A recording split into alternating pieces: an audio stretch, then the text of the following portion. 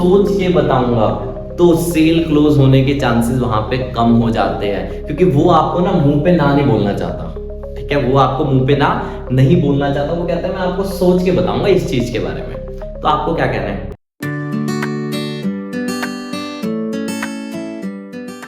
आज की वीडियो उन सभी पर्सन को देखनी चाहिए जिन्हें सेल्स नहीं आती। अगर आप भी एक एजेंसी ओनर हो, अगर आप भी एक फ्रीलांसर हो, या फिर आप एक एस्पिरेशन बिजनेस ओनर हो जो अपनी प्रोडक्ट एंड सर्विसेज को लोगों को सेल करना चाहते हैं, तो ये वीडियो आपके लिए बहुत इंपॉर्टेंट है। क्योंकि आज मैं आपको सेल्स ऑब्जेक्शंस को बताने वाला हूं कि कैसे आपको सेल्स ऑब्जेक्शन हैंडल करनी है। कई बार क्लाइंट से बात करते वक्त आपको ये वाली प्रॉब्लम फेस करनी पड़ती है कि सर आपकी सर्विसेज के चार्ज बहुत हैवी है, आपके कॉम्पिटिटर तो बहुत सस्ते में भी मुझे सर्विस दे रही है, क्या रिप्लाई देना चाहिए उस समय क्लाइंट को? आप क्लाइंट को बोल रहे हो कि सर मुझे एडवांस में पेमेंट चाहिए, एडवांस पेमेंट आप कर दीजिए, मैं उसके बाद काम स्टार्ट करता हूं। लेकिन आपका क्लाइंट रिप्लाई देता है एक काम कीजिए सर, आप पहले काम तो स्टार्ट कीजिए, जैसे ही आप काम स्टार्ट करोगे, जब आप काम कंप्लीट कर दोगे उसके बाद आप मेरे से पेमेंट ले लेना। मतलब इस तरह की आपको सारी प्रॉब्लम्स आ रही है। कैसे आपको इन सारी प्रॉब्लम को एड्रेस करना है, कैसे आपको क्लाइंट को इन ऑब्जेक्शंस का रिप्लाई देना है, ये सारी चीज मैं आपको बताने वाला हूं। ये सारी चीज जो मैं आपको बताऊंगा अपनी स्ट्रैटेजी के थ्रू बताऊंगा कि जब भी मेरे से कोई क्लाइंट कॉल करता है, मतलब क्लाइंट के साथ मैं जब भी कॉल पे होता हूं और क्लाइंट मुझे इन सारे ऑब्जेक्शंस को बोलता है, इन सारे क्वेश्चंस को पूछता है, तो मैं क्या रिप्लाई देता हूं वही मैं आपको आज सिखाने वाला हूं। तो सबसे पहले ऑब्जेक्शन पे चलते हैं। सबसे पहला ऑब्जेक्शन जो आप देख सकते हो, amount, your charges are too high. मतलब क्लाइंट आपको बोल रहा है कि सर आप तो बहुत ज्यादा पैसा चार्ज कर रहे हो, आपका जो कॉम्पिटिटर है, मैंने तो एक पर्सन से बात की थी, वो तो इस सर्विस को 20,000 में भी दे रहे हैं, जिस सर्विस की आप मेरे से 60,000 70,000 चार्ज कर रहे हो। आखिरकार मतलब ऐसा क्या है जो आपको कॉम्पिटिटर से अलग बनाता है? मतलब मैं आपको जो सर्विस मुझे 20,000 में मिल रही है, मैं उसके लिए आपको 70,000 क्यों दूं? देखो, क्लाइंट का एक जेन्युइन क्वेश्चन है। फालतू में जो चीज अगर कोई, मैं वेबसाइट डिजाइनिंग की सर्विस सेल कर रहा हूँ, कोई पर्सन मेरे क्लाइंट को 20,000 में वेबसाइट बना के दे रहा है और 70,000 में भी दे रहा है, तो मुझे क्या रिप्लाई देना चाहिए?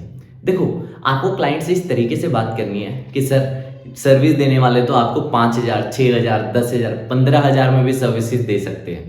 जो वेबसाइट डिजाइनिंग की सर्विस है, अगर आप एक इंटर्न को हायर कर लो, वो भी आपके लिए वेबसाइट बना देगा। मैं आपके लिए बात कर रहा हूँ एक ऐसी वेबसाइट के बारे में जो कि रिस्पॉन्सिव वेबसाइट हो, जो कि हर मोबाइल फ्रेंडली वेबसाइट हो, मतलब हर डिवाइसेस पे अच्छी तरह से खुले। और एक बार वेबसाइट डिजाइनिंग पे एक बार खर्चा लगता है, उसके बाद वेबसाइट डिजाइनिंग पे कोई खर्चा नहीं, सिर्फ आपको डोमेन होस्टिंग रिन्यू करनी पड़ती है। दूसरा, मेरी वेबसाइट कभी हैक नहीं होगी, कभी क्रैश नहीं होगी, कभी भी आप ये नहीं देखोगे कि मेरी वेबसाइट बंद पड़ गई। अगर मेरी वेबसाइट के लिए लोग, मैं सिर्फ इंडिया में ही वेबसाइट नहीं बनाता हूँ, मैं इंडिया के बाहर भी वेबसाइट बनाता हूँ और लोग मुझे अच्छा अमाउंट पे करते हैं। देखो, सर्विस देने वाले तो आपको 2,000 4,000 में मिल सकते हैं, लेकिन इस तरह की क्वालिटी देने वाले पर्सन आपको बहुत कम मिलेंगे। अब क्लाइंट का भी सवाल होगा, सर क्वालिटी तो हर कोई कहता है, क्वालिटी तो वो भी कह रहा है, क्वालिटी तो आप भी कह रहे हो, आखिरकार फर्क क्या आपकी क्वालिटी में? देखो, इस वक्त आपको क्लाइंट को बोलना है कि सर बिल्कुल आपने सही बोला, कोई भी पर्सन ऐसा नहीं बोल सकता कि मैं क्वालिटी गंदी देता हूं। सभी लोग यही बोलेंगे क्वालिटी तो अच्छी ही आपको मिलेगी। लेकिन सर फर्क इससे नहीं होता, फर्क डिपेंड करता है रिव्यूज पे। उस पर्सन ने जो आपसे बात कर रहा है, उसने आज तक 10 15 20 क्लाइंट को हैंडल किया होगा, बट मैं with experience of more than 10+ years, मैं 10 साल से इस इंडस्ट्री में काम कर रहा हूँ, तो मुझे पता है मेरे पास मोर देन 500 से ज़्यादा भी क्लाइंट्स का पोर्टफोलियो है जिनके लिए मैंने वेबसाइट्स और अलग अलग सर्विसेज बनाई हुई है। एक बार आपने अगर मेरे से वेबसाइट बना ली, आप मेरे पास फिर आओगे ऐड चलवाने के लिए। अगर आपको कोई पीओएस सॉफ्टवेयर चाहिए, उसके लिए भी आप मेरे पास आओगे। अगर आपको कोई ईआरपी सॉफ्टवेयर चाहिए, उसके बाद भी आप मेरे पास आओगे। उस पर्सन का काम सिर्फ वेबसाइट बनाना है, उसका काम वहीं पे खत्म। मुझे पता है अगर मुझे भी आपसे रिकरिंग अर्निंग करनी है, मतलब मैं आपसे पैसे तभी ले पाऊंगा जब आप पैसा कमाओगे। तो आप पैसा कब कमाओगे? जब आपको मेरी अच्छी वेबसाइट लगेगी, तो आपको ईआरपी भी चाहिए होगा, आपको पीएस भी चाहिए होगा, आपको एड्स की सर्विसेज भी चाहिए होगी, सारी चीज मैं आपको दूंगा। आपको वन सॉल्यूशन देना है, आपको सिर्फ एक सिंगल पर्सन पे जाना है और वहीं पे आपको सॉल्यूशन मिलेगा। वो एक फ्रीलांसर है, मैं कोई फ्रीलांसर नहीं हूं, वो 1 साल से काम कर रहा है, मैं 10 साल से काम कर रहा हूं। मतलब आपको इस तरह से टैकल करना है इस क्वेश्चन को।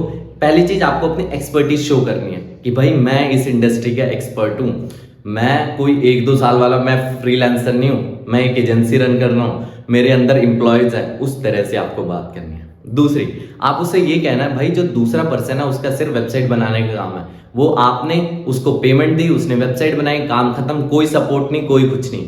मैं जो आपको, आपने एक बार मुझे पेमेंट कर दी तो लाइफ टाइम मैं आपको फ्री में मेंटेनेंस दूंगा। आपको कोई दिक्कत नहीं है, कोई चेंजेस होती है तो आप मुझे बता सकते हो, छोटे मोटे चेंजेस मैं कर सकता हूँ। उसका काम वेबसाइट बनाने से खत्म हो जाता है, मेरा काम वेबसाइट बनाने से शुरू होता है। मैं तो आपको अभी वेबसाइट की सर्विसेज सेल कर रहा हूँ, उसके बाद मैं सर आपको ईआरपी की सर्विसेज सेल करूंगा, क्योंकि अगर आपको मेरा वेबसाइट का काम अच्छा लगेगा, ईआरपी का भी काम अच्छा लगेगा, एड्स की सर्विसेज भी आपको मेरी अच्छी लगेगी, तो मेरा और आपका लॉन्ग टर्म रिलेशन है, उसका तो सिर्फ वन टाइम रिलेशन है। तो एक्सपर्टीज से आप कहो, आप अपने क्लाइंट के रिव्यूज से कहो कि भाई मैंने तो 500 प्लस क्लाइंट्स को सर्व किया हुआ है और उन्होंने मुझे रिव्यू किया हुआ है, इस तरह से भी आप चीज सब कर सकते हो। मतलब आपको डिफरेंशिएट, मतलब एक चीज, सिंपल सी चीज है, एक पहला पर्सन और एक आपको दोनों में डिफरेंसेस बतानी है कि आपकी एक्सपर्टीज ज्यादा है, आपको ज्यादा साल का एक्सपीरियंस है, जो आप सिर्फ वेबसाइट डिजाइनिंग की सर्विसेज नहीं दोगे, आप उसे ईआरपी भी दोगे, आप उसे एड्स की सर्विसेज भी दोगे। वन पर्सन है,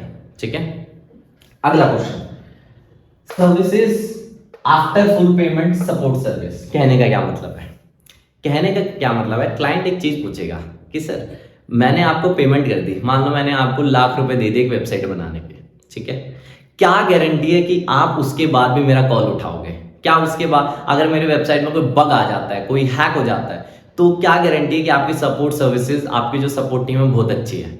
मैंने शायद आपको इसका आंसर पहले ही दे दिया कि सर आपका और मेरा रिलेशन सिर्फ वेबसाइट तक सीमित नहीं है, आपको मैं ईआरपी के सॉल्यूशन भी दूंगा, आपको मैं पीओएस के सॉफ्टवेयर भी दूंगा, आपको अगर कभी ऐड चलवानी होती है तो मैं भी आपको दूंगा। मतलब आपको मैं ऑल टाइप्स की सर्विसेज दूंगा, मैं सिर्फ वेबसाइट बनाने के लिए आप पर डिपेंडेंट नहीं हूं, आपसे ही मैं आपकी मैं सेल बढ़ाना चाहता हूं। अगर आपकी सेल 10 लाख है तो वेबसाइट बनाने के बाद आपकी सेल बढ़ेगी, मैं आपको एड्स की सर्विसेज बताऊंगा, आप मेरी एड्स की सर्विसेज लेके आपकी सेल और ज्यादा बढ़ सकती है। ईआरपी से आप अपने प्रोसेसेस को बहुत ज्यादा स्मूथ कर सकते हो। मतलब आपको उसे ये बताना है मेरा और आपका रिलेशन सिर्फ वन टाइम सर्विस का नहीं है, मेरा और आपका रिलेशन लॉन्ग टर्म का, हम लॉन्ग टर्म में साथ में काम करेंगे। इस तरह से आपको इस आंसर को टैकल करना है, इस क्वेश्चन को टैकल करना है कि हमारा तो लॉन्ग टर्म का है, हमारा 1-2 दिन का काम नहीं है। अगला क्वेश्चन, सोच के बताएंगे, पार्टनर से पूछ के बताएंगे। आपने कोई गूगल मीट्स पे क्लाइंट से बात की, क्लाइंट को बहुत अच्छा लगा आपके बारे में सुन के, ठीक है। अब क्लाइंट बोलता है कि ठीक है आपकी मुझे प्रेजेंटेशन बहुत अच्छी लगी, अब मैं आप ही के साथ काम करना चाहता हूं, बट आप मुझे थोड़ा टाइम दीजिए, मैं अपने पार्टनर से पूछ के बताऊंगा, अपने टीममेट से पूछ के बताऊंगा। बहुत जेन्युइन सवाल है। अब ये याद रखना, जब भी किसी पर्सन ने इस तरह का क्वेश्चन पूछ लिया, सोच के बताऊंगा, तो सेल क्लोज होने के चांसेस वहां पे कम हो जाते हैं, क्योंकि वो आपको ना मुंह पे ना नहीं बोलना चाहता, ठीक है, वो आपको मुंह पे ना नहीं बोलना चाहता, वो कहता है मैं आपको सोच के बताऊंगा इस चीज के बारे में। तो आपको क्या कहना है? ठीक है सर, आप एक काम कीजिए, आप आराम से अपनी टीम के साथ डिस्कस कर लीजिए, बट मैं आपको एक चीज बताने वाला हूं, अगर आप इस काम को आज से ही स्टार्ट करोगे तो आपके लिए बेस्ट रहेगा, क्योंकि आप जितना टाइम डिले करोगे वेबसाइट बनाने में, उतना ही लेट हम एसईओ को स्टार्ट कर पाएंगे, उतना ही लेट हम अपने एड्स को स्टार्ट कर पाएंगे, और जितना लेट हम एड्स को स्टार्ट कर पाएंगे, हमारे जो सेल आने में चांसेस है वो भी कम होते जाएंगे इन द सेंस, आप ये समझिए कि सेल भी हमारी लेट होगी, और जो आपने इन्वेंट्री आपने जो परचेज की हुई है, जो आप इंप्लॉय को सैलरी दे रहे हो, वो तो आपने डे 1 से आप देना स्टार्ट हो चुके हो, और जितना डिले आपकी वेबसाइट बनने में लगेगा, उतना ही डिले आपको एसईओ करने में लगेगा, उतना ही डिले आपको आपने एड्स चलाने में लगेगा। जितना डिले होता रहेगा, आपकी मैन पावर कॉस्ट और इन्वेंट्री कॉस्ट तो उतनी रहेगी, बट यहां पे सेल्स आपकी कुछ भी नहीं हो रही है। मतलब मैंने क्लाइंट को नुकसान बता दिया कि तू मेरे साथ काम सोच के करके बताएगा, बट जब तक तू सोचेगा तब तक तो तेरा लाखों का नुकसान हो जाएगा, एम्प्लॉयज की सैलरी देनी पड़ेगी, इन्वेंट्री में माल फंसा हुआ रह जाएगा। क्या जेन्युइन सवाल है, आपको भी इस तरह की चीजों को सोचना चाहिए। अब मैं आपको एक और चीज का बताता हूं, मान लो आप वेबसाइट डिजाइनिंग की नहीं, आप ईआरपी की सर्विसेज सेल कर रहे हो, आप पीओएस की सर्विस सेल कर रहे हो, तब आप क्या करोगे? एक मान के चलते हैं आप ERP solution schools and colleges को दे रहे हो, ठीक है, स्कूल एंड कॉलेजेस वालों से आपने मीटिंग की और उन्होंने कहा कि चलो हम सोच के बताएंगे, अपने स्कूल मैनेजमेंट से पूछ के बताएंगे कि आपका ईआरपी सॉल्यूशन हमें लेना चाहिए या नहीं लेना चाहिए। उस टाइम पे आप रिप्लाई दो। ठीक है सर, आप एक काम कीजिए, आराम से आप डिस्कस कीजिए, बट मैं आपको ये बता देता हूँ, जितनी जल्दी आप स्टार्ट करोगे उतनी ही जल्दी, क्योंकि जैसे ही आप स्टार्ट करोगे ना, सबसे पहले आपको मुझे ट्रेनिंग देनी पड़ेगी, आपके स्टाफ को ट्रेनिंग देनी पड़ेगी।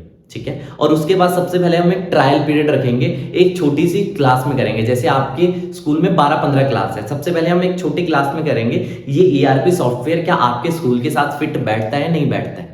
तो जितना देर आप करोगे, मान के चलते हैं आप, अभी हम दिसंबर में बात कर रहे हैं, तो जनवरी फरवरी में आप फाइनल करोगे, तो आप मार्च के टाइम में आप एडमिशन की तरफ ध्यान नहीं दोगे, आप ईआरपी को सीखने में ध्यान दोगे। और अगर आपने एडमिशन की तरफ ध्यान ही नहीं दिया तो आपके एडमिशन कहाँ से होंगे? आप तो गलत चीज पे ध्यान दे रहे हो। ईआरपी पे ध्यान तो आज देना चाहिए, क्योंकि आज जब हमारी प्रोसेस डिफाइन होगी, आज हमारे जो सिस्टम्स है वो डिफाइन होंगे, तब जाके हम एडमिशन अच्छी तरह से ले पाएंगे। मतलब याद रखना, क्लाइंट को नुकसान बताओ लेट स्टार्ट करने के। मैं बार बार बोल रहा हूं, क्लाइंट को नुकसान बताओ लेट स्टार्ट करने के। आपका कॉम्पिटिटर तो तब तक अपनी प्रोसेस डिफाइन कर चुका होगा। आपका जो कॉम्पिटिटर स्कूल है उसने तो ईआरपी पे आज से ही काम चालू कर दिया है, बट अगर आप आज से काम चालू नहीं करोगे, आप काम चालू करोगे मार्च और अप्रैल में, जब पीक टाइम होता है एडमिशन का, और उस टाइम आप अपने टाइम को वेस्ट कर दोगे। क्या गजब की आंसर दिया मैंने आपको इसका। एडवांस पेमेंट, बड़ा गजब का आंसर है एडवांस पेमेंट। क्लाइंट कभी भी एडवांस पेमेंट नहीं देना चाहता।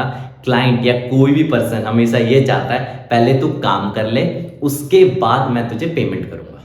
ठीक है, अब इस क्वेश्चन को मैं कैसे टैकल करता हूँ? देखो, स्टार्टिंग में सेल्स हम किसी को नहीं आती, लेकिन धीरे धीरे धीरे धीरे हम सीखते जाते हैं और हम इन चीज़ों को इम्प्लीमेंट करते जाते हैं। तो स्टार्टिंग में मुझे समझ नहीं आया था एडवांस पेमेंट। जब भी कोई मुझे ऐसा बोलता था कि सर आप काम चालू करो, पेमेंट तो मैं आपको बाद में करता हूँ जब आपका काम दिख जाएगा, तो पहले मैं बोलता था ठीक है, पैसे तो बाद में दे ही देगा।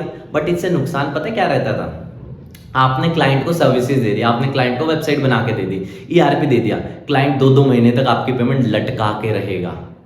इसीलिए आपको एटलीस्ट, अगर आप 1 लाख रुपए क्लाइंट से चार्ज करना चाहते हो इस सर्विस का, इस प्रोडक्ट का, जो भी है, तो कोशिश करो 40-50 हजार पहले ही एडवांस में क्लाइंट से ले लो। मैं हमेशा बोलता हूँ 40-50 हजार पहले ही दिन ले लो, और इजीली लोग देते हैं। अब आपको क्या टैकल करना है, क्या आंसर बोलना है कि सर ठीक है आप बाद में पेमेंट कर सकते हो, बट हमारे भी सर एक्सपेंसेस होते हैं जो कि हमें देखने पड़ते हैं। जब हम वेबसाइट बनाएंगे, एक हमें अच्छा सर्वर लेना होगा, एक अच्छा हमें डोमेन लेना होगा, अच्छी हमें थीम लेनी पड़ेगी, इसके ऊपर सर हमारा इनिशियल कॉस्टिंग जाता है। तो इसीलिए इनिशियल कॉस्टिंग के लिए आप हमें 40-50% जो आपका टोटल अमाउंट है उसमें आप मुझे 40-50% आप दे दीजिए, वो हमारे लिए बेस्ट रहेगा, ताकि हम भी अपने एक्सपेंसेस को मैनेज कर पाए। दूसरा सर, हमारे साथ बहुत से लोग, हम डे टू डे बेसिस पर हमारी ऑलमोस्ट 15 से 20 मीटिंग शेड्यूल्ड होती है। हमसे सभी लोग कहते हैं वेबसाइट बनाने के बारे में, सबसे हमारा ये डिस्कशन रहता है। बट कई लोग क्या करते हैं, पहले तो हमें कहते हैं कि आप वेबसाइट बनाओ, बट बाद में कहते हैं कि सर अभी हमारा प्लान चेंज हो गया है, हम नेक्स्ट मंथ से करेंगे या फिर नेक्स्ट ईयर से करेंगे, तो अभी आप वेबसाइट बनाना होल्ड कर दीजिए। अब आपने तो बोल दिया सर होल्ड कर दीजिए, बट मेरे पास जो डोमेन होस्टिंग की कॉस्ट है, मैंने जो थीम परचेज कर लिया, जो मैंने प्लगइन्स परचेज कर लिए, उनकी तो पेमेंट मैंने पहले ही एडवांस में कर दी है। तो इसीलिए सर एक सिंपल सी बात है, सिक्योरिटी करने के लिए आपके और मेरे एंड से एक हम पीस ऑफ एग्रीमेंट, या बोल लो थोड़े से अमाउंट से भी हम स्टार्ट कर सकते हैं। 40-50 हजार भी आप दे सकते हो, जो कि हमारा इनिशियल कॉस्टिंग है वो हमारे रिकवर हो जाएगा। बाकी जो बाकी की पेमेंट है, आप जब आपकी वेबसाइट डिलीवर हो जाएगी, आप with in the same day कर सकते हो। मान के चलता हूं मैंने आपको वेबसाइट 1 जनवरी 2025 को डिलीवर कर दी, आप 1 जनवरी 2025 के विद इन दिस वीक मतलब 7 दिन के भीतर आप अपनी पेमेंट कर देना। आपके लिए बेस्ट है, मेरे लिए बेस्ट है। अगर आप इस तरह से रिप्लाई दोगे, डेफिनेटली क्लाइंट कन्विंस होगा। ठीक है, बट ये याद रखना, आपको अपनी एक्सपर्टीज शो करनी है। आप 1 साल से काम नहीं कर रहे हो, आप 10 साल से काम कर रहे हो, ये आपको बार बार बताना है। आप एक फ्रीलांसर नहीं हो, आप एक एजेंसी ओनर हो, यह आपको बार बार बताना है। ठीक है, अब कई लोग कहते हैं कि सर मैं तो फ्रीलांसर हूं, मैं कैसे बताऊं मैं एक एजेंसी ओनर हूं? यार एक चीज बताओ, क्या जीएमबी अकाउंट आप बना नहीं सकते? क्या एक वेबसाइट बना नहीं सकते हो एजेंसी की जैसे? बना सकते हो, तो बना लो भाई। आप एक करंट अकाउंट नहीं बना सकते हो? मतलब कभी भी आप जब पेमेंट लोगे ना, अपने पर्सनल अकाउंट, सेविंग अकाउंट में मत लेना, कंपनी अकाउंट के नाम पे लेना। क्या आप एक करंट अकाउंट नहीं ले सकते? एक जीएसटी नहीं ले सकते? क्या आप एक एजेंसी वेबसाइट नहीं बना सकते? बना सकते हैं। तो भाई इस ना एजेंसी अकाउंट की वेबसाइट बनाओ, एजेंसी के नाम से करंट अकाउंट बनाओ, पेमेंट एजेंसी के अकाउंट से लो। अगर इस तरह से भी आप चीज करोगे तो क्लाइंट को लगेगा, मैं एक एजेंसी से बात कर रहा हूँ, कंपनी से बात कर रहा हूँ, एक पर्सन से बात नहीं कर रहा हूँ। जब भी क्लाइंट को लगता है कि ये एक इंडिविजुअल है, एक फ्रीलांसर है, तो वो पैसे कम देगा। एजेंसी होगी तो पैसे अच्छे देगा। उम्मीद करता हूं आपको ये सारे ऑब्जेक्शन समझ आए होंगे। आपको कोई भी डाउट होगा, इसके अलावा आपको जितने भी ऑब्जेक्शन लगते हैं जो आप फेस कर रहे हो, कमेंट बॉक्स में बताना। मैं आपके इन सारे ऑब्जेक्शन को डेफिनेटली अगली वीडियो में हैंडल करूंगा। और ऐसी वीडियोस के लिए चैनल को फॉलो करते रहें।